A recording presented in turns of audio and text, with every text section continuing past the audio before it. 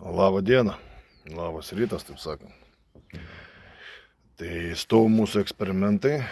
Šis daiktas yra nunikeliuots, jisai buvo nunikeliuots iki čia. Ir netgi toks jausmas, kad čia per garus, čia buvo nusmėliuota per garus, nerūdi kažkaip tais. Mums svarbiau šitą dalis. Negraži, nepatika, kaip nikelis užsidėjo, bet ten reikėjo pirmą nuvariuoti. Reikia žinoti tokius aspektus visus. O to pas mums viskas čia gražiai. Kam be pasakysi, kad mes jau tai darom, iš karto klausims, tai ar į druską kiši? Sakau, gerai. Kitas kolega atvažiuoja, sako, ar į druską nekiši? Kas čia per maniją su ta druska? Trečias atvažiavo, sako, tu į druską patikrinai, kaip su druska reaguos tavo tie visi cinkavimai.